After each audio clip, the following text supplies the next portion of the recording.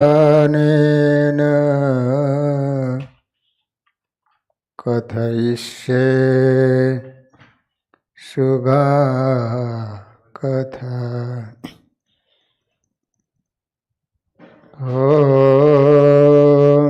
अवतारिणे श्री स्वामिनारायणाय नमो नमः। श्री हरि कृष्णाय घनश्यामाय नीलकंठाय सरयुदासाय नमो नमः।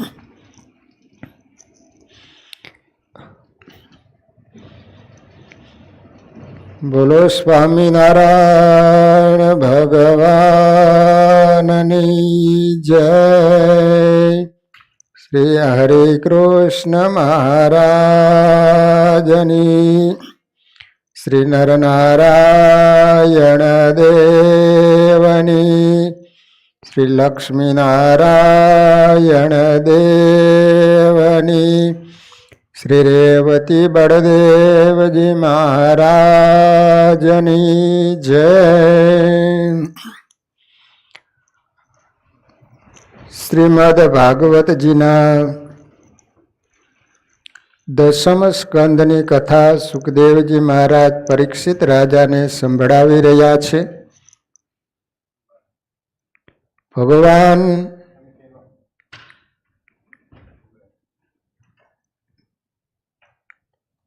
ગોકુળની અંદર નંદ અને યશોદાને સુખ આપવા માટે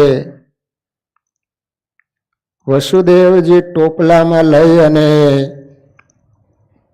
મથુરાથી ગોકુળમાં નંદજીને ત્યાં મૂકી અને યોગ માયાને લઈ ગયા છે।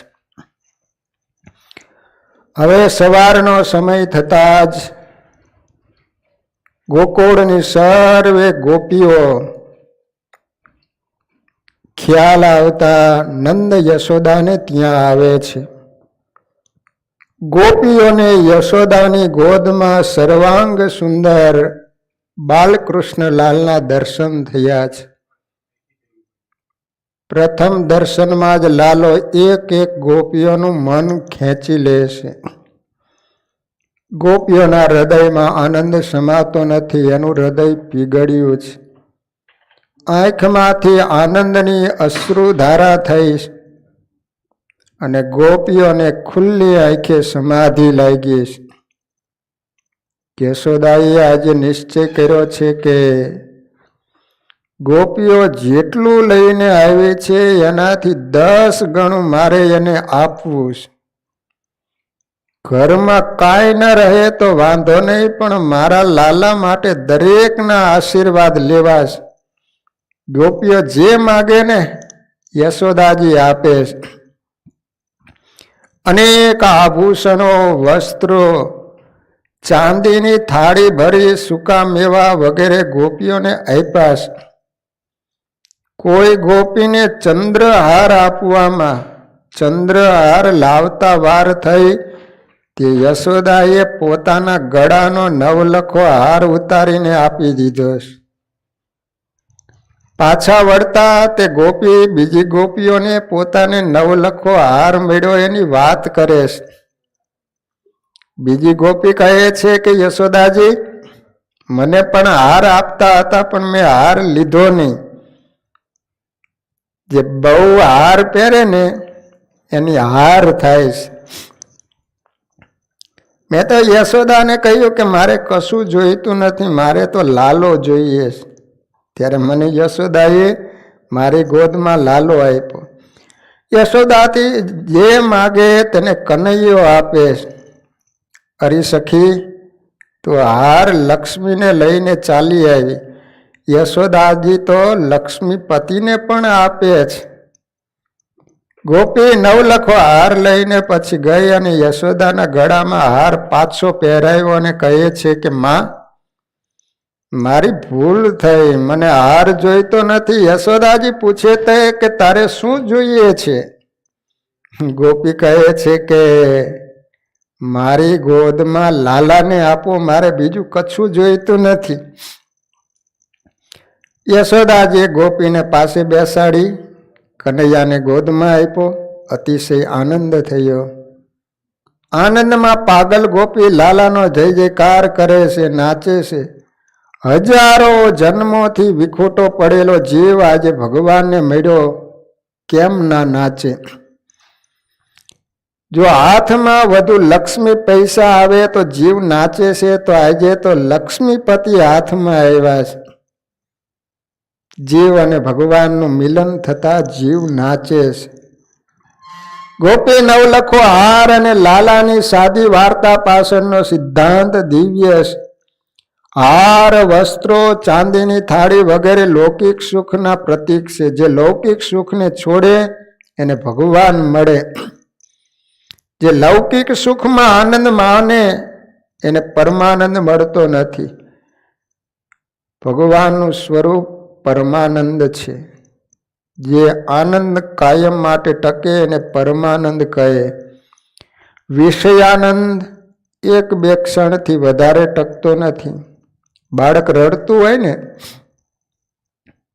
ત્યારે મા એને રમવા રમકડા આપે અને પોતે ઘરકામ કરવા લાગે. પણ બાળક રમકડા સાથે રમે નહીં અને રડવાનું ચાલુ રાખે ને તો મા બાળકને ગોદમાં લે છે. બાળક જો રમકડાથી રીઝી જાય તો મા બાળકને ગોદમાં ન લે.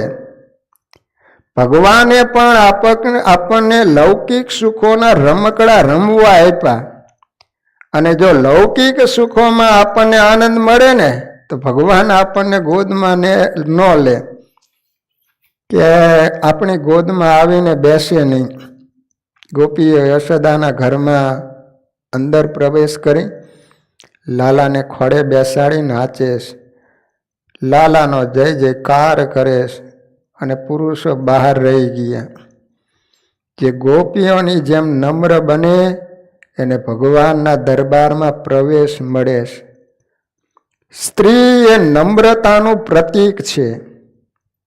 પુરુષ એ અહંકારનું પ્રતીક છે. અહંકારીને ભગવાનના દરબારમાં પ્રવેશ મળતો નથી. જ્યાં હું ત્યાં પરમાત્મા આવતા નથી. મધુર વાણી, વિનય, ઉદારતા અને સરળ સ્વભાવથી સર્વને આનંદ આપી નંદ બાબા સર્વને નિસ્વાર્થ ભાવે પ્રેમ કરે છે. એટલે એમને ત્યાં ભગવાનની પધરામણી થઈ છે. કંઈક અપેક્ષા રાખીને કરેલો પ્રેમ પરિણામમાં રડાવે છે. બીજાને સુખી કરવાની ઈચ્છા છે, એના ઘેર દુઃખ આવતું નથી, પણ હું જ સુખી થાઉં એવું જે ઈચ્છે એ કદી પણ સુખી થતો નથી. મનુષ્યનો જન્મ બીજાને સુખી કરવા માટે છે. મનુષ્ય કદાચ પરોપકારમાં શરીર ઘસાવે છે, પણ એને થાય છે કે લોકોએ મારી કદર કરી નહીં. કદર કોઈ મનુષ્ય કરી શકે નહીં. મનુષ્ય સ્વાર્થી છે. પણ ભગવાનના દરબારમાં કદર થાય એ સાચી છે. સર્વના આશીર્વાદ મળે તો સર્વેશ્વર આપણે ઘેર આવે. સર્વનો આશીર્વાદ મેળવવો કઠણ છે.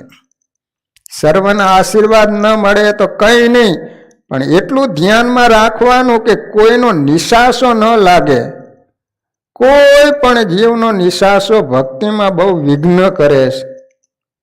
નંદ બાબાએ કોઈનો નિશાસો લીધો નથી, પણ સર્વને આનંદ આપે છે. વાણી, વિચાર અને વર્તનથી સર્વને આનંદ આપે એનું નામ કહેવામાં આવે છે નંદ. સર્વને આનંદ આપનાર નંદને ત્યાં ભગવાન પ્રગટ થાય છે. ઉત્તમમાં ઉત્તમ દાન માન દાન છે. સર્વ જીવો શિવ સ્વરૂપ છે એમ સમજી સર્વને માન આપવું જોઈએ. સંતો સદા સાવધાન હોય છે કે પોતાના વર્તનથી વ્યવહારથી કોઈને ઉદ્વેગ, અશાંતિ, દુઃખ ન થાય, કે સર્વ સાથે પ્રેમ કરે ત્યાં ભગવાન આવે. ગોકુળમાં સર્વત્ર મહોત્સવનું વાતાવરણ થઈ ગયું છે. નંદ ઘેર આનંદ ભયો, જય કનૈયા લાલ કી. લોકો વર્ષમાં એકવાર નંદ મહોત્સવ કરે, પણ નંદ મહોત્સવ તો રોજ કરવો જોઈએ. નંદ મહોત્સવ રોજ સવારે 4 થી 5:30 વચ્ચે કરવો જોઈએ. બ્રાહ્મ મુહૂર્તનો આ સમય બહુ પવિત્ર હોય છે. આપણા શાસ્ત્રોમાં લખ્યું છે કે રાતે 10 વાગ્યા પછી રાક્ષસો જાગે. હવે બિચારા માણામાં પરિવર્તન થઈ ગયું ને, એટલે માણા જ રાક્ષસો જેવા થઈ ગયા. એટલે 10 વાગ્યા પછી જ ફરવા નીકળે. તમે દેશમાં જુઓ ને તો ઘણીવાર સભા કરીને જવાનું થાય ને, તે મોડું થઈ ગયું હોય. ગામડામાં તો 11-12 વાગી જાય. તે ઠેઠ હળવદ કે મોરબી જતા હોય ને તો 12-1 વાગે લારીએ આમ જાણે કીડીઓ ઉભરાણી હોય ને માણા ઉભરાણ હોય. બોલો, હા, ઊભા ખાતા હોય. નિશાચર રાતે જે ફરે ને એને નિશાચર કહેવાય. સંસ્કૃતમાં નિશાચર એટલે નિશા એટલે રાત, ચર એટલે ફરવું. જે ભૂત હોય ને ભૂત, એને નિશાચર કહેવામાં આવે. રાતનો સમય થાય ને એટલે ભૂત લોકો ફરવા નીકળે. તો રાતે 10 વાગ્યા પછી રાક્ષસો જાગે અને સવારે 4 વાગે એ લોકો સૂઈ જાય. રાક્ષસોને શું 2 શિંગડા હોતા નથી? ના, એવું નથી. પણ સવારે 4 વાગ્યા પછી પથારીમાં સૂઈ રહે એ જ રાક્ષસ છે. પ્રાતઃકાળમાં ધ્યાન કરવું જોઈએ, માનસી સેવા કરવી જોઈએ, ઉત્સવ કરવો જોઈએ. ઉત એટલે ઈશ્વર અને સૌ એટલે પ્રાગટ્ય. ભગવાનનું પ્રાગટ્ય, એનું નામ કહેવામાં આવે છે ઉત્સવ. ઉત્સવમાં પૈસા મુખ્ય નથી, પ્રેમ મુખ્ય છે. ધન મુખ્ય વસ્તુ નથી, મન મુખ્ય છે. અતિશય પૈસાદાર પણ ઉત્સવ કરી શકે, અતિશય ગરીબ પણ ઉત્સવ કરી શકે. ભાવથી સત્કર્મ સફળ થાય. ભક્તિમાં સ્થિતિ એક ગૌણ છે, સ્થિતિ પ્રમાણે ભક્તિ કરવાની. પ્રભુએ ન આપ્યું હોય તો પ્રભુ પાસે ભીખ માગવાની નથી. ગોપીઓની જેમ આપવું પણ માગવું નહીં. મંદિરમાં નહીં, પણ નંદ મહોત્સવ આપણા ઘરમાં જ કરવો જોઈએ. નંદ મહોત્સવનો આનંદ જો મંદિરમાં થશે તો એ આનંદ મંદિરમાં જ રહેશે. જીવાત્મા એ ભગવાનને, જીવાત્માનું ઘર એ આપણું શરીર છે. અંદરનો આનંદ મળે તો ઉત્સવ કહેતા પ્રભુનું પ્રાગટ્ય થાય. નંદ મહોત્સવ એટલે શું પેંડા વેચવાના? ના, આ તો આનંદનો અતિરેક છે. ઉત્સવ તો હૃદયમાં થાય છે. ભગવાનનું પ્રાગટ્ય ત્યારે થાય જ્યારે મનુષ્ય દેહમાં હોવા છતાં દેહનું ભાન ન રહે, જગત ભૂલાય અને પ્રભુ પ્રેમમાં તન્મયતા થાય તો આનંદ મળે. ભગવાનના સ્મરણમાં તન્મય થવા ઉત્સવ છે. સંસારના સુખ દુઃખની અસર મન ઉપર ન થાય તે માટે ઉત્સવ કરવાનો છે. દેહમાં હોવા છતાં દેહથી આત્માને છૂટો પાડવા ઉત્સવ છે. દેહમાં હોવા છતાં દેહાતીત આનંદનો અનુભવ કરવા ઉત્સવ છે. નંદ મહોત્સવમાં વ્રજવાસીઓ એવા ઘેલા બન્યા છે, કોઈને દેહનું ભાન નથી. દેહ ધર્મ ભૂલાય ત્યારે ઉત્સવ સફળ થાય છે. ભગવાન હૃદયમાં પ્રગટ થાય તો ભૂખ તરસ ભૂલાય છે. નંદ મહોત્સવ રોજ કરે એનો આખો દિવસ આનંદમાં જાય છે. પરંતુ તે નંદ મહોત્સવની તૈયારી કરવી પડે. ગો એટલે ઇન્દ્રિય અને કુલ એટલે સમૂહ. ગોકુલ એટલે ઇન્દ્રિયોનો સમૂહ જ્યાં ભેગા થાય તે હૃદય. હૃદય ગોકુલ છે, શરીર એ મથુરા છે અને નંદ એ જીવ છે. હૃદય ગોકુલમાં બાલકૃષ્ણને પધરાવી મનને આસક્તિમાંથી બચાવીએ તો શરીર પવિત્ર મથુરા બને. ભગવાનની સેવા સ્મરણ કરતા હૃદય પીગળે ત્યારે હૃદય ગોકુળ બને અને આનંદ પ્રગટ થાય છે. મહાપ્રભુજી કહે છે કે મથુરા અને મધુરા એક જ છે. મધુરાધિપતે અખિલમ મધુરમ. મધુ એટલે મધ અને રા એટલે રક્ષણ કરે, એટલે મધથી શરીરનું રક્ષણ કરે તે. મધથી માનવ શરીરને જે મનુષ્ય સાચવે એનું શરીર મથુરા કહેતા મધુર બને છે. મધ બે જગ્યાએ છે, કામ સુખ ને સંપત્તિમાં. આ બે વસ્તુમાં મન ફસાયેલું છે. શરીર હંમેશને માટે કોઈનું સારું રહેતું નથી. શરીરને તો ક્ષયરોગ લાગુ પડ્યો. શિર્યતે ઇતિ શરીરમ. એટલે ભલે બીજું બધું બગડે પણ મન ના બગડે એની કાળજી રાખવાની. જે મનથી ભક્તિ કરવાની છે તે મનને બહુ પવિત્ર રાખવાની જરૂર છે. મન સાચવે એ મહાન છે. મન સતત ભક્તિ ન કરે તો કદાચ બહુ વાંધો નહીં, પણ તે કામ સુખ અને દ્રવ્ય સુખનું ચિંતન ન કરે તો ધીરે ધીરે મન શુદ્ધ થાય છે. આ જગત બગડ્યું નથી પણ મન બગડ્યું છે. અનેક વાર મનુષ્ય તનથી કામનો ત્યાગ કરે પણ મનથી નહીં, એ દંભ છે. પ્રભુએ આ બે વસ્તુઓમાં માયા રાખી છે, આસક્તિ રૂપ મધ રાખ્યું છે. આ બે થી બચવાનું છે. આ બે છૂટા સિવાય ખરી ભક્તિનો પ્રારંભ થતો નથી. આ મધથી મનને બચાવવાનો ઉપાય શું? મથુરા શબ્દને ઉલટાવો તે થશે રાથુમ. થૂને વચ્ચેથી કાઢી નાખો તો રહેશે રામ. જેના મુખમાં રામ રહે એનું શરીર પવિત્ર બને. ભગવાનનું સતત અનુસંધાન હોય તો રામ રહે અને તે ન હોય તો રહે છે થૂ. યમદૂતો એના ઉપર થૂ થૂ કરે. આમ ઇન્દ્રિયો શુદ્ધ થાય એટલે હૃદય ગોકુળ બને અને એમાં ભગવાન બિરાજે છે. ગો શબ્દના ઘણા અર્થ થાય છે. ગો એટલે ગાય, ગો એટલે ઇન્દ્રિય, ગો એટલે ભક્તિ, ગો એટલે ઉપનિષદ. ઇન્દ્રિયો ગોને વિષયો તરફ ના જવા દેતા પ્રભુ તરફ વાળવાની, કારણ કે એના માલિક પ્રભુ છે.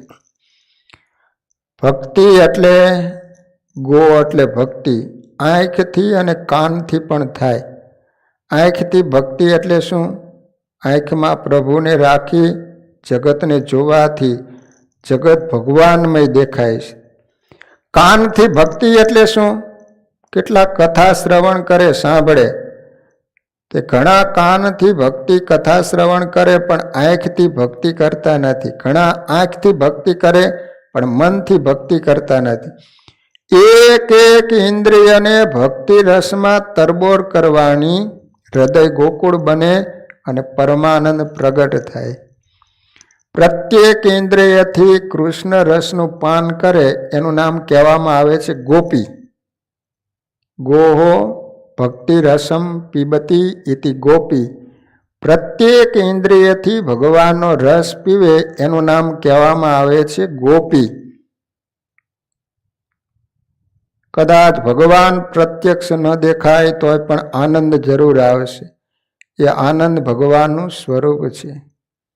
જ્ઞાની ઇન્દ્રિયોને રોકી રાખીને બ્રહ્મરંધ્રમાં સ્થિર કરે, લલાટમાં બ્રહ્મ જ્યોતિના દર્શન કરે.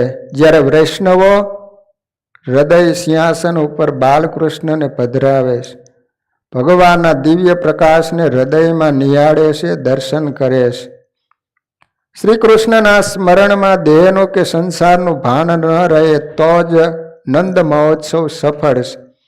નંદ મહોત્સવમાં વ્રજવાસીઓ અતિ આનંદમાં ઘેલા થયા છે, દેહનું ભાન રહ્યું નથી. સનાતન ધર્મમાં દેવો અનેક છે, પરંતુ ભગવાન એક જ છે. એકમેવ અદ્વિતીયમ બ્રહ્મ. ભગવાન એક જ છે. વચનામૃતમાં પણ મહારાજે કીધું ને કે ભગવાન એક જ છે. જો વધારે ભગવાન હોય તો ઝઘડા થાય. એક ભગવાન કે મારે વરસાદ વરસાવો, બીજા કે ના મારે આ વખતે વરસાદ નથી વરસાવો. એટલે ભગવાન એક છે, એટલા માટે જ એક સરખું આ બધું તંત્ર ચાલે છે, એમાં કોઈ દી ફેરફાર ન થતો. ભગવાનના જે પણ દેવ સ્વરૂપમાં પ્રેમ હોય એનું ધ્યાન કરવાનું કહેલું છે. અવતારો ઘણા છે પણ ભગવાન એક છે. ભાગવતમાં ભક્તિ માટે આગ્રહ પણ દુરાગ્રહ નથી. ભક્તિમાં દુરાગ્રહ આવે તો ભક્તિ છીન ભીન થાય. ભગવાનના કોઈ પણ એક સ્વરૂપનું મન જ્યારે વારંવાર ચિંતન કરે ને એટલે મન ત્યાં ચોંટી જાય. તેથી મનની શક્તિ વધે છે. પંચ મહાભૂતના બનેલા શરીરથી જીવ ભગવાનની સેવા સર્વ સમયે કરવાને લાયક નથી. તેથી એક ભાવાત્મક શરીરની મનથી કલ્પના કરી અને મનથી તે શરીરથી ગોકુળ, મથુરા, વૃંદાવન જવાનું ભાવના કરવાની કે યશોદાની ગોદમાં બાલકૃષ્ણ લાલ બિરાજ્યા છે. ગોપીઓ દોડતી જાય છે અને લાલાના દર્શન કરે.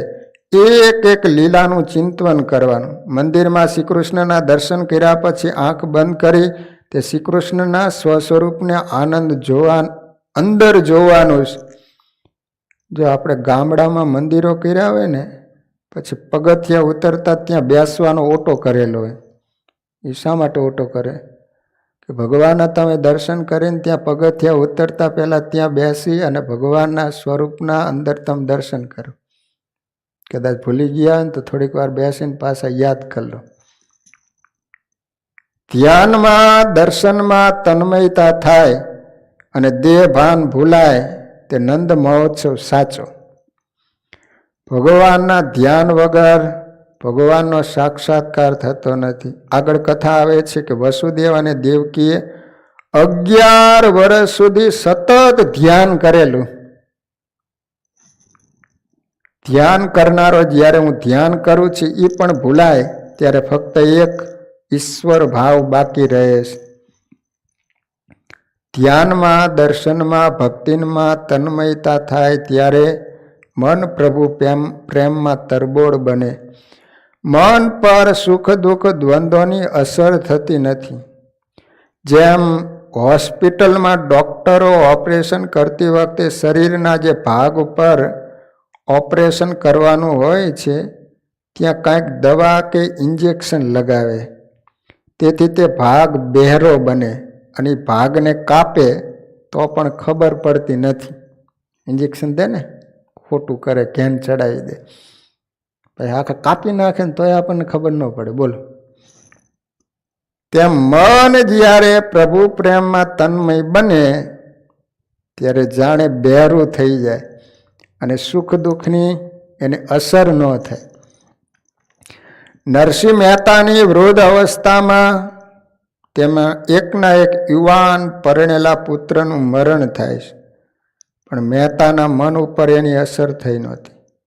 એમના પત્ની મરણ પામ્યા તો મહેતાજીએ લખ્યું છે કે ભલું થયું ભાંગી જંજાળ સુખે ભજશું શ્રી ગોપાલ. એ નૈનપુર ગામના દેવજી ભગત 18 વર્ષનો યુવાન દીકરો મૃત્યુ પામે તો એના પત્નીને એમ કે આપણા ઘરમાં ઘીનો ઘડો છે, લઈને તું ગઢપુર જા, ભગવાન સંતોને થાળ કરાવી અને હું છે ને વાડીએ જાઉં. આ સગાવાલા આમથેમતા ઘરે આવશે, આપણને રડાવશે, હાવ ખોટે ખોટું એમ. અને તમે જુઓ ને એ કોઈનું મૃત્યુ થયું હોય ને 12મા ઉપર કાંઈ આવતા હોય ને તો એ રસ્તામાં તો હોલા મારતા જ આવતા હોય. એ ગામનું પાદર આવે ને માથે ફાળિયા ઓઢીને હો એ તો સારું ભગવાને માથે ઓઢવાની આ પ્રથા દાખલ કરી, નકર વચમાં ઊભા રાખીને ફાળ્યું ઊંચું કર્યું એકીની આંખમાં આવું ન હોય. બોલો, એ પાછું ઘર આવે ને તે આગળ લાઈનમાં બેસી જાય, ઓલો આવે ને માથે પાણી બાણી આમ આમ કરે ને ત્યાં પાછું બંધ થઈ જાણે સ્વિચ ન મૂક્યું હોય. હા, ખોટે ખોટું બોલો. પોતે તો રોવે નહીં, આપણને રડાવે. એટલે દેવજી ભગત કે જો હું વાડીએ જઈ માછડા ઉપર બેસીને ભગવાનનું ભજન કરીશ, તું જા ગઢડા અને ઘરે મારી દે લોક. તે બોલો ગઢડા ગયા. તે સ્વામિનારાયણ ભગવાને તરત એના પત્નીને પૂછ્યું કે કેમ અમારા ભગત સુખી તો છે ને? મહારાજ સુખી તો હતા પણ વિશેષ સુખી થયા. મહારાજ કે કેમ વિશેષ સુખી? કે દીકરો યુવાન થયો હતો ને ત્યાં એને માટે કન્યાની શોધ કરવાની, એના લગ્ન કરવા, આ બધી થોડીક ચિંતા હતી. મહારાજ એ તમે ધામમાં લઈ ગયા ને અમારા કરતાં પહેલાં તમે એને વિશેષ સુખી બનાવી દીધો. હવે કોઈ પણ પ્રકારની ભગતને ચિંતા નથી રહી, એટલે વિશેષ સુખિયા થઈ ગયા. લો, એને સંસારની અંદર સુખ દુઃખ આવે એની મન ઉપર અસર ન થાય. મહેતાજીને એવું એક તત્વ ભક્તિ મળ્યું હતું કે આવા અતિ ભયંકર દુઃખના પ્રસંગો એના મનને અસર કરી શકતા નહોતા. ત્યારે ભગવાને ઓલા જીવબા લાડુબા એને કીધું કે તમે તો મુંડાવીને બેઠા છો, ત્યાગી છો, અને એક પાંચુબાની નાની દીકરી મરી ગઈ તોય અમને દૂધ પાવાનું ભૂલી ગયા હતા, અને આ તો સંસારી છે. યુવાન દીકરો એકનો એક મૃત્યુ પામ્યો તોય તમે એનો જવાબ તો સાંભળો. હૃદયમાં ભગવાન પધારે તો સુખ દુઃખની અસર થતી નથી. સામાન્ય મનુષ્ય સુખ દુઃખમાં ભાન ભૂલે છે. તે સંસારના વિષયોને મહત્તા આપે ત્યારે દુઃખી થાય છે. કારણ કે લૌકિક સુખ વધારે ટકતું નથી. લૌકિક સુખમાં જ્યારે મીઠાશ લાગે ત્યારે ભગવાન ભૂલાય છે. જ્ઞાનીઓ તેથી સુખને દુઃખ અને દુઃખને સુખ સમજે છે. જો હનુમાનજીને સુખ દુઃખની વ્યાખ્યા પૂછી તો હનુમાનજી મહારાજે શું કીધું? ક હનુમંત વિપતિ પ્રભુ સોઈ જબ તબ સુમિરન ભજનનું હોય. ભગવાનને કહે છે કે પ્રભુ તમારું સ્મરણ થાય એના જેવું આ દુનિયામાં હું બીજા કોઈને સુખ નથી માનતો, અને તમારું વિસ્મરણ થાય એના જેવું આ દુનિયામાં કોઈ વિપત્તિ માનતો નથી. લો, જે અખંડ ભગવાનનું ભજન કરે છે ને એના જેવો આ દુનિયામાં કોઈ સુખી નથી. ભલે એને વ્યવહારિક બાબતે સંપત્તિ ઓછી હોય, પણ જે ભગવાનનું સતત ભજન કરે છે ને, શાસ્ત્રો એમ કહે છે સંપદો નૈવ સંપદ વિપદો નૈવ વિપદ વિપદ વિસ્મરણમ વિષ્ણુ સંપદ નારાયણ સ્મૃતિ. ભગવાનની સ્મૃતિ એટલું જ સુખ, એટલી જ સંપત્તિ કહેવાય. તો એમ સમજનારને આનંદનો પરમાત્માનો અનુભવ કરી શકે છે. સુખ દુઃખ મનને થાય છે, આત્માને નહીં. એટલે જ આમ જો મન પ્રભુ પ્રેમમાં, ભક્તિમાં, ધ્યાનમાં, દર્શનમાં તરબોળ બને તો મન પર સુખ દુઃખની અસર થતી નથી. નંદ મહોત્સવ રોજ કરવો જોઈએ. મનથી ભાવના કરવાની અને મનથી વૃંદાવન જવાનું. ભાવનાથી નંદ મહોત્સવ કરવાનો. સંતો રોજ સવારે નંદ મહોત્સવ કરે, તેથી એમના મન ઉપર સુખ દુઃખની અસર થતી નથી. દવાની જેમ અંગ બહેરું થાય તેમ ભક્તિ રસથી મન બહેરું થાય છે. શરીર ગમે ત્યાં હોય પણ ભાવના કરવાની કે હું નંદ બાબાના મહેલમાં છું. યશોદાજીની ગોદમાં લાલો બેઠો છે, મરક મરક મરક સ્મિત કરે છે, હસે છે. ગાયો કૂદાકૂદ કરે છે, ગોપીઓ આનંદમાં નાચે છે, હું સેવા કરું છું. આવા સ્મરણથી આખો દિવસ આનંદમાં જશે અને દિવસ સુખમય થશે. લાલજીના કોઈ એક સ્વરૂપનું ધ્યાન થઈ શકતું ન હોય તો એક એક કૃષ્ણ લીલાનું ચિંતન કરવું, એવું કૃષ્ણ કીર્તન કરવું કે દેહ ભાન ન રહે દેશ કાળ સ્થળ અને સમયનું પણ ભાન ન રહે. નંદ બાબાનું ગોકુળ એ શુદ્ધ પ્રેમ ભૂમિ છે. તેમાં સુખ ભોગવવાની નહીં પણ બીજાને સુખી કરવાની ભાવના છે. બીજાને સુખી કરવાની ઈચ્છાવાળો કોઈ દિવસ દુઃખી થતો નથી. નંદ મહોત્સવ બ્રાહ્મ મુહૂર્તમાં સવારે 4 વાગે થયો હતો. તે પ્રમાણે રોજ સવારે 4 વાગે નંદ મહોત્સવ કરવાનો.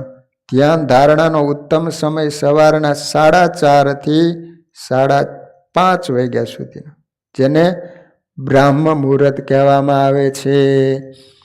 રાત રહે પાછલી 4 ઘટિકા થઈએ, સંતને શયન તજી ભજન કરવું. કોઈ પણ મનુષ્યનું મોઢું પછી મનમાં રજોગુણ આવે છે. મનુષ્યમાં રજોગુણ વધારે હોય છે, માટે સવારનો સમય જે અતિ પવિત્ર છે તે સમયે સાચવવો જોઈએ. મનમાં રજોગુણ પેશે એ પહેલાં સવારમાં ભગવાનની સેવા ધ્યાન કરતાં કરતાં જો 2 આંસુ પડશે ને તો આખો દિવસ આનંદમાં જશે. કેટલાકને તો સવાર પડે એટલે ચા ને છાપવું જોઈએ. છાપામાં આવ્યું, આ આવ્યું અને છાપામાં તે આવ્યું. અમદાવાદમાં બેઠો હોય અને દિલ્હીમાં બગડે તો કંઈ તે સુધારવા જવાનો નથી. કેટલાક બહુ ગર્વથી કહે આપણે તો રાતના રાજાઓ, આખી રાત જાગે, સવારે ઊંઘે. શાસ્ત્રમાં તો એવું લખ્યું છે કે સવારના 4 વાગ્યા પછી જે પથારીમાં સૂતેલો છે એના પુણ્યનો નાશ થાય છે. કનુભા, આપણું તો પૂરું. લોકો પુસ્તકો વાંચે, કથા સાંભળે, જાત્રા પણ કરે, પણ સવારે વહેલા ઉઠી સાધના કરતા નથી. ભક્તિ વધે એવી ઈચ્છા હોય તો સવારે 4 વાગે ઉઠી માનસી સેવા ધ્યાન જપ કરવા જોઈએ. 12 વર્ષ નિયમપૂર્વક આમ કરવાથી અનુભવ થાય છે. સવારે ભગવાનની સેવા કરતા જો થોડું હૃદય પીગળે અને આંખમાંથી આંસુ ટપકે તો મન શુદ્ધ થાય છે. ભાગવતના 18,000 શ્લોક છે. કેટલા? 18,000 શ્લોક છે. 12 સ્કંદ છે. તેનો સાર નંદ મહોત્સવના 18 શ્લોકમાં છે. 5મા અધ્યાયના 1 થી 18 શ્લોક નંદ મહોત્સવના છે. આ શ્લોકનો પાઠ આવડે નહીં તો કંઈ વાંધો નહીં, પણ આંખ બંધ કરી નંદ મહોત્સવની કથાનું ચિંતન કરવાથી મન શુદ્ધ થાય છે. આમ અહીં નંદ મહોત્સવની દિવ્ય કથા સંક્ષેપમાં કહી અને એનું તાત્પર્ય પણ કહ્યું. શ્રાવણ વદ નોમ જન્માષ્ટમીના દિવસે નંદ મહોત્સવ થયો. નંદ મહોત્સવમાં શિવજી મહારાજ આવ્યા નહીં, તે સમાધિમાં. તેથી કૃષ્ણ જન્મની ખબર પડી નહીં. સમાધિમાંથી જાગ્યા પછી ખબર પડી કે ભગવાનનો અવતાર થયો છે. શિવજીને થયું કે હું ગોકુલમાં દર્શન કરવા જઈશ. એટલે શ્રાવણ વદ 12ના દિવસે શિવજી બાબા આવ્યા. શ્રી કૃષ્ણના દર્શન કરવા શિવજી ગોકુળમાં પધાર્યા. ભાગવતમાં આ લીલાનું વર્ણન નથી, પણ અન્ય ગ્રંથમાં આ લીલાનો વિસ્તાર કર્યો. સુરદાસજીએ પણ એનું વર્ણન કર્યું છે. યોગેશ્વર શિવજી, યોગેશ્વર શ્રી કૃષ્ણના દર્શન કરવા આવ્યા છે. યોગેશ્વર અને યોગેશ્વર તત્વથી એક જ છે, માત્ર રસ્તા જુદા છે. ભગવાન શંકર નિવૃત્તિ ધર્મનો આદર્શ બતાવે, શ્રી કૃષ્ણ પ્રવૃત્તિ ધર્મનો આદર્શ બતાવે. શ્રી કૃષ્ણ કહે છે કે નિરપેક્ષ કહેતા અપેક્ષા વગરના થઈને પ્રવૃત્તિ કરો, નિષ્કામ ભાવે કર્મ કરો. પ્રવૃત્તિ કરો પણ તેમાં આસક્તિ ન રાખો, તો એ પ્રવૃત્તિ એ નિવૃત્તિ સમાન છે. જ્યારે શંકર ભગવાન કહે છે કે જેને બ્રહ્માનંદ ભજનાનંદ લેવો એને વિષયાનંદ છોડવો જ પડશે, તેને થોડી નિવૃત્તિ લેવી પડશે. પ્રવૃત્તિ બાધક છે, માટે નિવૃત્તિ લઈને ભગવાનનું ધ્યાન કરો. શ્રી કૃષ્ણ સંસારમાં રહે છે, પ્રવૃત્તિ કરે છે, પણ પ્રવૃત્તિથી લેપાતા નથી. જ્યારે શિવજી ગામમાં પણ રહેતા નથી, શમશાનમાં રહે. શમશાનમાં સમતા રાજાનું કે ગરીબનું સબ આવે પણ એની ભસ્મ થાય. ટાટા બિરલા વાળો મળે તોય ભળે અને ગામનો ટીડો મરે તોય ભલે. બંનેની રેખા હરખી જ થાય કે ટાટા બિરલા વાળો મળે એટલે એની કે રેશમી રેખા ન થાય કે.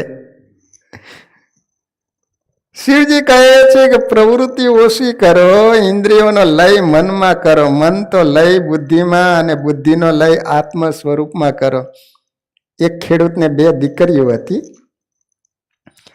તેમાંથી એક ખેડૂતને ત્યાં અને બીજી કુંભારને ત્યાં પરણાવેલી. એક વખત પિતા જે દીકરી ખેડૂતને ત્યાં આપેલી ને તેને ત્યાં આવ્યા. દીકરીને પૂછ્યું, કેમ બહેન, કેમ ચાલે છે? દીકરી કહે કે જમીન તૈયાર કરી છે પણ વરસાદ પડતો નથી, વરસાદ પડે તો લહેર છે. તે પછી પિતાજી બીજી દીકરીને ઘરે ગયા. તેને કુશળ સમાચાર પૂછ્યા. તે દીકરી કહે માટીના વાસણ તૈયાર કર્યા છે, એને ભઠ્ઠીમાં ચડાવવા છે. એકવાર વાસણ તૈયાર થઈ જાય તે પછી વરસાદ પડે તો સારું. હું પ્રાર્થના કરું છું કે હમણાં વરસાદ હાલ ન પડે તો સારું. વરસાદ પડે તો એક દીકરી દુઃખી થવાની અને ના પડે તો બીજી દીકરી દુઃખી થવાની. આ બાપ દીકરીઓની કથા નથી. જીવ માત્રની પ્રવૃત્તિ અને નિવૃત્તિ 2 કન્યાઓ છે. આ 2 કન્યાઓ નિવૃત્તિ અને પ્રવૃત્તિ એક સાથે સુખી થઈ શકતી નથી. નિવૃત્તિનો આનંદ લેવો હોય તો પ્રવૃત્તિ છોડવી પડે. પણ મનુષ્યને આ બંને કન્યાઓ પ્રવૃત્તિ અને નિવૃત્તિને આનંદમાં રાખવી છે. બંને આનંદ સાથે મેળવવા છે. પ્રવૃત્તિ છોડવી નથી, નિવૃત્તિનો આનંદ મેળવવો છે. પ્રવૃત્તિમાં રહીને આત્માનંદ ભજનાનંદ મેળવવો અશક્ય છે. ઉકરડામાં અત્તરની સુવાસ આવી શકે નહીં. આખો દિવસ સંસારની પ્રવૃત્તિમાં ફસાયેલો રહે એને આનંદ મળતો નથી. રોજ થોડો સમય થોડી નિવૃત્તિ પણ લેવી જોઈએ. નિવૃત્તિનો આનંદ લેવો હોય તો છેવટે મનથી પણ થોડો સમય પ્રવૃત્તિનો ત્યાગ કરવો જોઈએ. શરીરમાં શક્તિ હોય ત્યારે વિવેકથી પ્રવૃત્તિ ઓછી કરવી જોઈએ અથવા પ્રવૃત્તિ છોડવી જોઈએ. અતિ પ્રવૃત્તિ અને ભક્તિને વિરોધ છે. બહુ પરોપકારની ભાવનાથી પણ અતિ પ્રવૃત્તિ રાખવી નહીં તે સારું છે, પણ અતિ સારું તો નથી જ. બ્લડ પ્રેશર વધે અને ડૉક્ટર કહે ત્યારે શેઠ ઘરમાં બેસે એનો કોઈ અર્થ નથી. એકદમ પ્રવૃત્તિ છોડી ન શકાય તો થોડી થોડી ઓછી કરી શકાય. પ્રભુ માટે થોડો સમય કાઢવો જોઈએ. સામાન્ય જે બધી પ્રવૃત્તિ છોડે તે પણ સારું નથી, કારણ કે 3-4 કલાક પછી જીવ કંઈક બીજું માગશે. વિરક્ત સાધુ મહાત્માઓની જુદી વાત છે. મહાત્માઓ કહે છે કે પ્રવૃત્તિ વિવેકથી કરવાની અને ધીમે ધીમે ઓછી કરવાની. પ્રવૃત્તિ કરવાની પણ ફળની અપેક્ષા રાખવાની નહીં. પ્રવૃત્તિમાં લેપાવાનું નહીં. પ્રવૃત્તિ બાધક નથી પણ ફળની આસક્તિ બાધક છે. મનુષ્ય વાતો બ્રહ્મજ્ઞાનની વેદાંતની કરે અને પ્રેમ પૈસા સાથે કરે, સ્ત્રી સાથે કરે, જળ પદાર્થો સાથે કરે અને બ્રહ્મ જ્ઞાન કોઈ દિવસ પચે નહીં. જગત ખોટું છે એમ બોલવામાં લાભ નથી, પણ જગત ખોટું છે એમ સમજવામાં લાભ છે. જગત ખોટું છે એમ માની જગતમાં રહેવાનું છે. વ્યવહાર ખોટો છે એમ માની વ્યવહાર કરવાનો, પણ મનુષ્ય પૈસાને ભૂલતો નથી, ઈશ્વરને ભૂલી જાય અને એનું એને ભાન પણ નથી. ભગવાન શંકર શ્રાવણ વદ 12ના દિવસે શ્રી કૃષ્ણના દર્શન કરવા જાય છે. 8મ, 9મ, 10મ, 11સ, 12સ ચોથા દિવસે આવ્યા. સારો સંગ મળે તો આસક્તિ થાય, ખરાબ સંગ મળે તો દ્વેષ થાય. બંને રીતે નુકસાન છે. સત્સંગમાં અનેક વૈષ્ણવો હોય તો આનંદ મળે, પણ પ્રભુના દર્શનમાં કોઈનો સાથ કામનો નથી. ભગવાન શંકર વિચારે છે કે કોઈને સાથે લેવા નથી, પણ શંકરના ખાસ ગણ શૃંગી અને ભૃંગીને ખબર પડી. તેઓ કહે છે કે મહારાજ અમે તો સાથે આવશું. શંકરે ના પાડી, કહે છે કે હું એકલો જ જઈશ, તમે આવો તો મારા ધ્યાન દર્શનમાં વિક્ષેપ પડશે. ગણો કહે છે કે અમે જરા પણ વિક્ષેપ કરશું નહીં, અમને સાથે લઈ જાઓ, નહીતર અમે જાહેર કરશું કે આ સાધુ નથી પણ ભગવાન ભોળાનાથ છે. તમારું પોલ ખુલ્લી કરશું. શિવજી એને સાથે લીધા. શૃંગી ભૃંગી બે ચેલા થયા. શ્રી કૃષ્ણ ગોવિંદ હરે મુરારી કીર્તન કરતા કરતા ગયા. और आइए सदाशिव गोकुल में महात्मा अनेक रीते आ લીલાનું વર્ણન કરે. આજ સુધી જે નિરંજન નિરપેક્ષ હતા આજે દર્શનની અપેક્ષાવાળા બન્યા. જે ભગવાન દુર્લભ હતા, કોઈને દેખાતા નહોતા, આજે સર્વને સુલભ થયા. જે આંખને જોવાની શક્તિ ભગવાન આપે તે આંખ ભગવાનને કઈ રીતે જોઈ શકે? જ્ઞાન માર્ગમાં ઈશ્વર દ્રષ્ટા જોનાર આંખ છે, દ્રશ્ય નથી. ભક્તિ માર્ગમાં ભગવાન દ્રષ્ટા અને દ્રશ્ય બંને છે. શિવજી મહારાજ સાધુના સ્વરૂપે ભગવાનના દર્શન કરવા યશોદાના આંગણામાં પધાર્યા. લોકો એમને જોઈને કહે છે કે આ સાધારણ સાધુ લાગતો નથી, આ તો શિવજી જેવો લાગે. શિવજી સાધુનો વેશ લઈ સ્વસ્વરૂપ છુપાવે છે, પણ શિવજીનું તેજ ક્યાં જાય? યશોદાજીનો નિયમ હતો કે રોજ સાધુ બ્રાહ્મણને જમાડી અને જમવું. મોટું દાન હોય, અન્નદાન, કે પૈસા તમે ગમે એટલા આપો તો માણસ ધરાવું ન થાય, પણ જમાડો તો કેટલું જમે? ભૂખ હોય પછી તો વધારે ન જમી શકે ને, તરત એને સંતોષ થઈ જાય. હાશ. વીરપુરની અંદર જલારામ બાપુ શું કરતા હતા? જે કોઈ અતિથિ અભ્યાગત આવે ને એને અન્નનું દાન જમાડતા હતા. એમાં કહેવાય છે કે ગુણાતીતાનંદ સ્વામી સંતો ત્યાં નીકળ્યા અને સંતોને જમાડ્યા અને રાજી થયા અને આશીર્વાદ આપ્યા. જા જલ્લા તું અલ્લાહ થઈને પૂજાઈશ, બોલો. સંતોના આશીર્વાદ અને પછી તો ભગવાન કહેવાય છે કે એની પરીક્ષા લેવા માટે આવ્યા. કહે છે કે હું ઉંમર લાયક થયો છું, તમારા પત્નીને મારી સેવામાં આપો. જલારામ બાપાએ એની પત્નીને આપી દીધી સેવા. કહેવાય છે કે એ લાકડી અને જોડી હતી. પછી તો આગળ જતા એ ભગવાન અદૃશ્ય થઈ ગયા અને આજે જલારામ બાપા આખા વિશ્વભરની અંદર માણસો માને છે. એમાં ઠક્કર સમાજ છે ને એ વિશેષ માનતા હોય છે. કહેવાનું કે યશોદાજીનો નિયમ હતો દરરોજ સાધુ બ્રાહ્મણને જમાડવાના, પછી જ પોતે જમે. સત્સંગી જીવનમાં એક કથા આવે છે કે ધર્મદેવ ભક્તિ માતા દરરોજ કોઈ અતિથિ અભ્યાગતને જમાડીને પછી જમતા હતા. દાસી મારફતે થાળીમાં ભિક્ષા ભોજન શિવજીને મોકલાવી. દાસી શિવજી પાસે આવીને કહે છે કે યશોદાજી આ ભિક્ષા મોકલી, આપ સ્વીકાર કરો અને લાલાને આશીર્વાદ આપો. શિવજી મહારાજની આંખ ભગવાનમાં લીન છે. દાસીના શબ્દો કાને પડ્યા તે સાંભળીને કહે છે કે મને આવી ભિક્ષાની અપેક્ષા નથી, મારે આવી ભિક્ષા લેવી નથી. આવી ભિક્ષા માટે હું સાધુ નથી થયો, હું સાધુ થયો છું ભગવાનના દર્શન માટે. ભગવાન માટે મેં ઘર છોડ્યું છે. મને બાલકૃષ્ણ લાલજીના દર્શન કરાવો, બીજું મારે કશું જોઈતું નથી. દાસીએ યશોદા મા પાસે આવીને કહ્યું કે મહારાજ કહે છે કે હું દૂરથી લાલાના દર્શન કરવા આવ્યો છું, મારે બીજું કાંઈ જોઈતું નથી, હું તો દર્શનનો ભિખારી છું.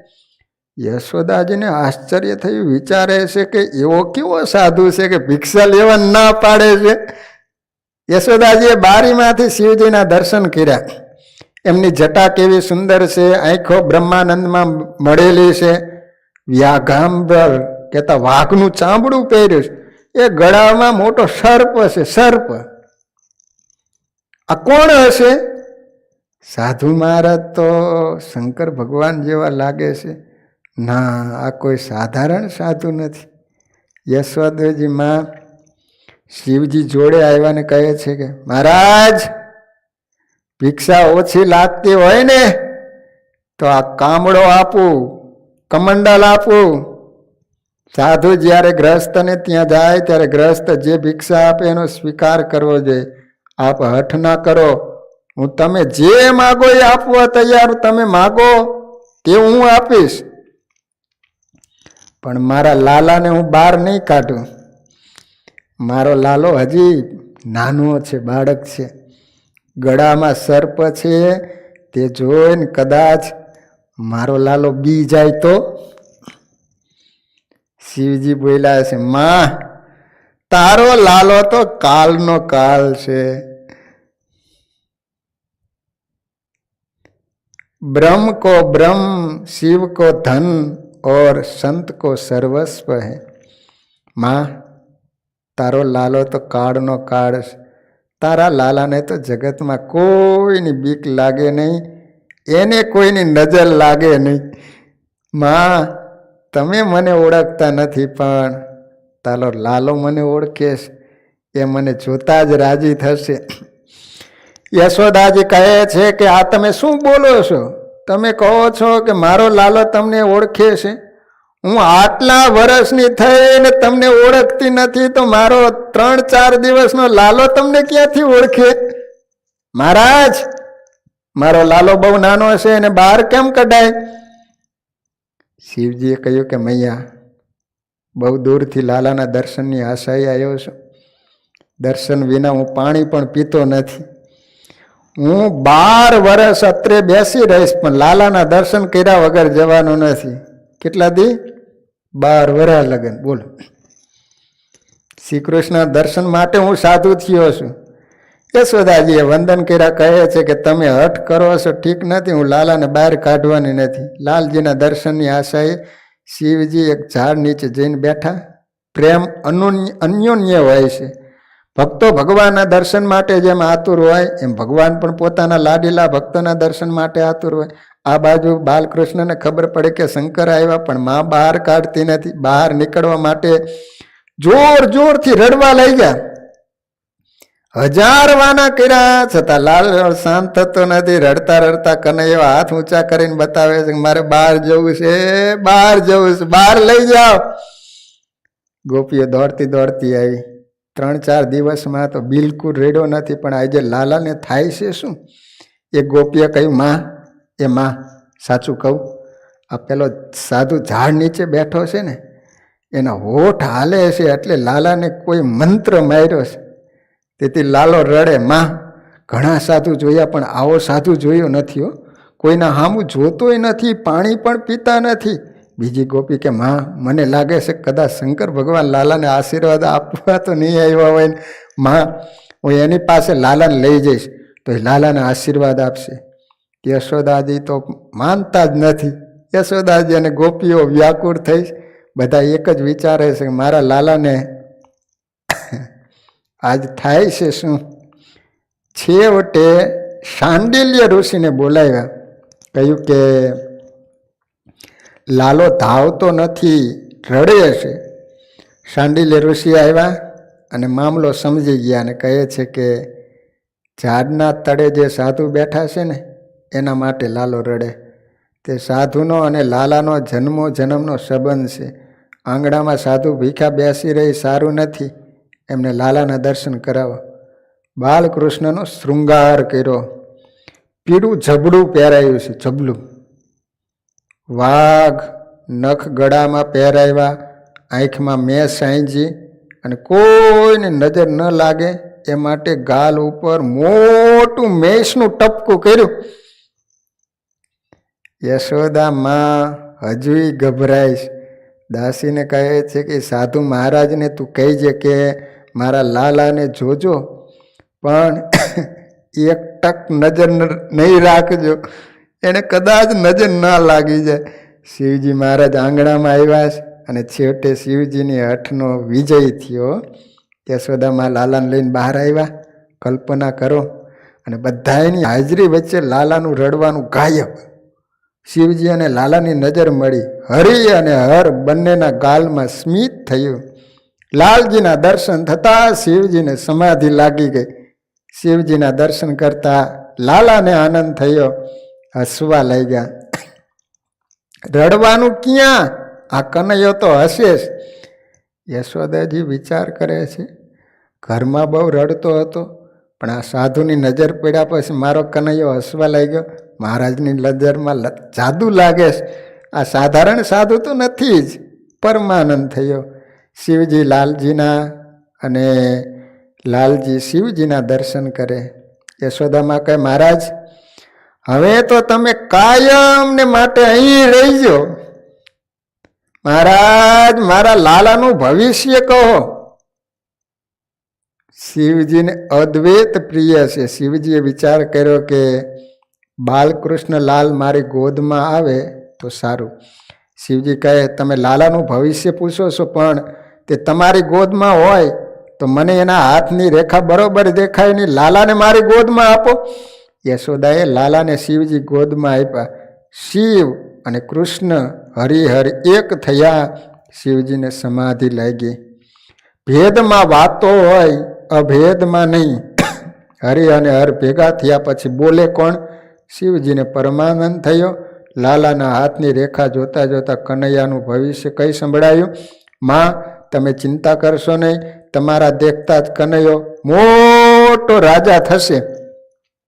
કોઈ રાક્ષસ મારવા આવશે તો પણ એનો વાળ વાંકો થવાનો નથી. એ તો હોનાની નગરી બાંધશે. 16,000 રાણીઓનો ધણી થશે. 16,000. સુરદાસજીએ વર્ણન કર્યું છે કે લાલાને ખુશ કરવા જટા છોડીને શિવજીએ તાંડન નૃત્ય કર્યું. અતિ આનંદમાં સામાન્ય શિવ નાચે, જ્યારે અહીં તો શિવજીના હાથમાં લાલજી આવ્યા છે. તો આજ પણ ગોકુળમાં જ્યાં શંકર ભગવાન દર્શન કરવા માટે આવેલા અને જ્યાં બેઠા બેઠા જપ કરતા હતા, ત્યાં આજે પણ ત્યાં શંકર ભગવાનનું સ્થાન મોજૂદ છે. ગોકુળમાં જાઓ ને તો ત્યાં આજ પણ એ સ્થાન પ્રસાદીનું છે. તો આ રીતે હવે કૃષ્ણ ભગવાન ગોકુળની અંદર અદ્ભુત લીલા ચરિત્રો કરશે. હવે કંસ એક પછી એક મારવા માટે મોકલશે. આ બાજુ લાલા માટે રમકડા આવશે. એમ એ લાલો નટખટ બહુ હતો ને, તોડી નાખે, વસોડી નાખે, ભાંગી નાખે. તો એ સારી કથાઓ આપણે કાલે શ્રવણ કરીશું. વાલા ભક્તજનો, હવે સમય આજથી આરતીનો ચેન્જ થઈ ગયો છે. 6 વાગ્યે હવે દરરોજ આરતી થશે. 6:15 થી 7:15 વાગ્યા સુધી, એટલે 7-10 વાગ્યા સુધી કથા થશે. તો વાલા ભક્તજનો, હવે 1 કલાક વહેલી આરતી થશે. તો અહીંયા કથાનો સમય પૂરો. હરિસ્મરણ સાથે કથાને વિરામ. શ્રીપતિમ શ્રીધરમ સર્વદેવેશ્વરમ ભક્તિધરમ આત્મજમ વાસુદેવમરી માધવમ કેશવમ કામદમ કારણમ સ્વામિનારાયણમ નીલકંઠમ ભજે સહજાનસં હરા. સ્વામિનારાયણ સ્વામિનારાયણ સ્વામિનારાયણ સ્વામિનારાયણ સ્વામિનારાયણ.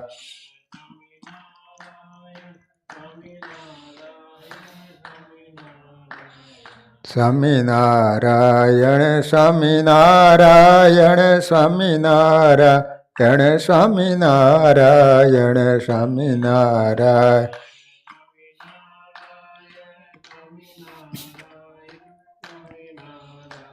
સ્વામિનારાયણ સ્વામિનારાયણ સ્વામિનારાયણ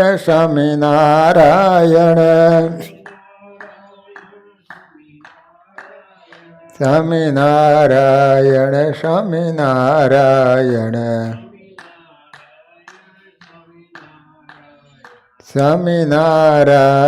સ્વામિનારાયણ સ્વામિનારાયણ સ્વામિનારાયણ સ્વામિનારાયણ.